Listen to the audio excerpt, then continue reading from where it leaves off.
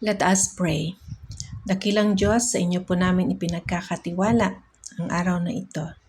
Ikaw, Panginoon, ang patuloy na kumaugnay sa bawat isa at mangusap sa aming mga puso, Panginoon. May your anointing be upon your servant, O Lord. In Jesus' name, Amen. Good morning. Samahan niyo pong muli si Tita V para sa pag-aaral ng salita ng Diyos. Lesson on Life. What makes a man guilty of sin aside from physical act?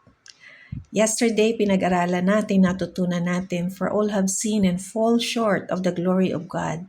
Lahat ay nagkasala, walang sino mang pwedeng magsabi na hindi nagkasala. According to God's standard, a person who hated another is guilty of sin. Kapag galit ka sa kapwa mo, ay nagkakasala ka na rin.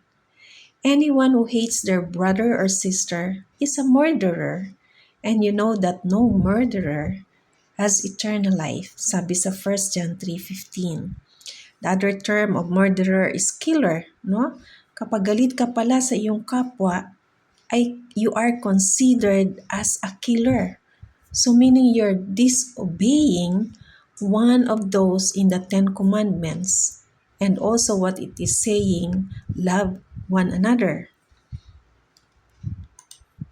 According to God's standard, a person who hates another is guilty of what sin? Sabi sa 1 John 3:15 is murder.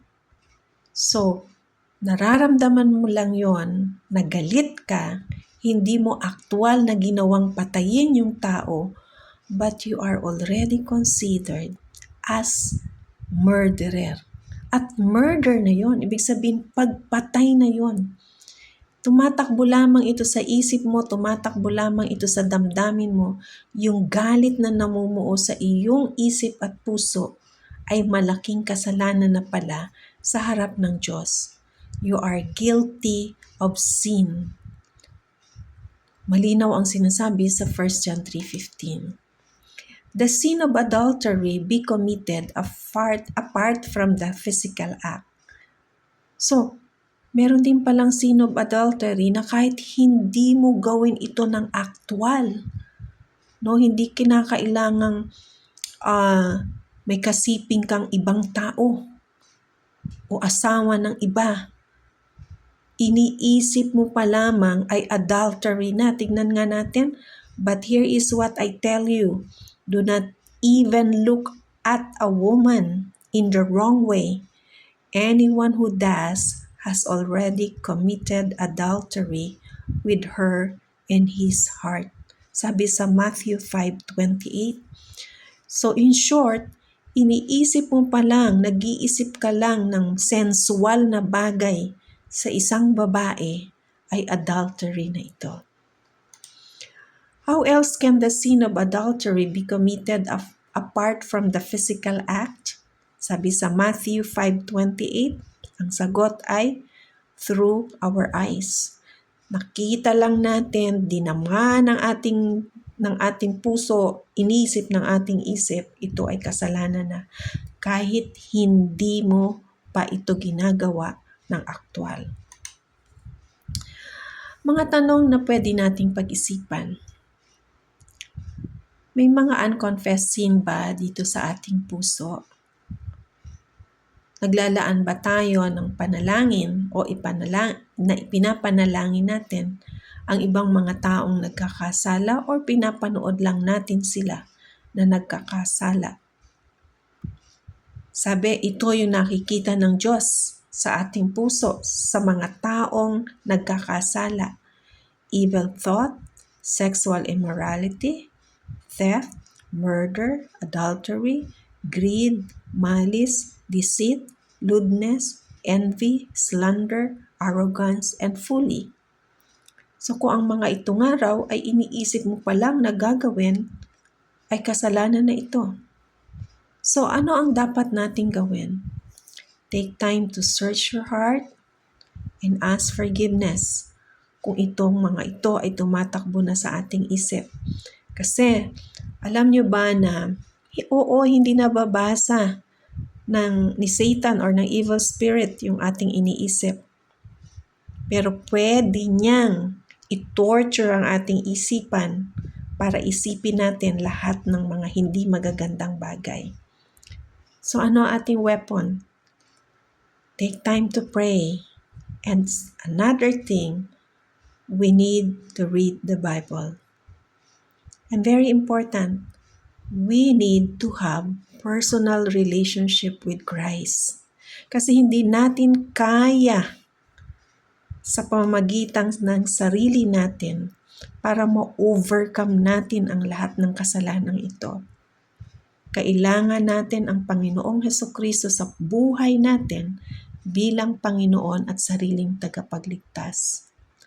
Sabi sa James 1:22, "But be doers of the word and not hearers only." Sabihin, kailangan nating magbasa ng salita ng Diyos. God's word is meant to be lived out. Ibig sabihin, magbasa tayo ng salita ng Diyos kasi nandoon ang kanyang mga instruction para makapamuhay tayo ng tama ayon sa nais ng Diyos dito sa mundo nating ginagalawan.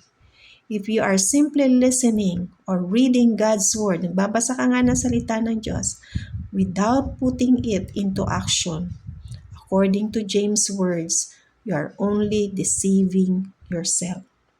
Niloloko mo lang ang iyong sarili. So, ibig sabihin, pag nagbasa ka ng salita ng Diyos, gawin mo kung ano yung sinasabi sa salita ng Diyos. Kapatid, kung wala ka pang Kristo sa puso at wala ka pang personal na relasyon sa Panginoong Hesus at hindi ka sigurado kung ang iyong kasalanan ay napatawad na ng Diyos, pwede mong gawin ang panalangin ito. Sabayan mo ako. Lord Jesus, I need you. Thank you for dying on the cross for my sins. I confess all my sins. I now accept you, Jesus, in my life to become my Lord and Savior. Thank you for forgiving my sins and giving me eternal life. Please take control of my life and make me a kind of person you want me to be. In Jesus' name, Amen. Kapatid, kaibigan, kung ginawa mo ang panalangin ito, isang beses lang nating tinatanggap ang Panginoong Hesus sa buhay natin. Hindi na natin inuulit-ulit kung ito ay totoo sa puso natin. Ang banal na Espiritu ang tutulong sa iyo upang makapamuhay ka ayon sa nais ng Diyos at sa tulong ng salita ng Diyos, ng Biblia. Ang banal na Espiritu rin ang tutulong sa iyo upang unawain kung ano ang sinasabi sa Biblia. Mahalaga na ipanalangin mo ito ng totoo sa iyong puso.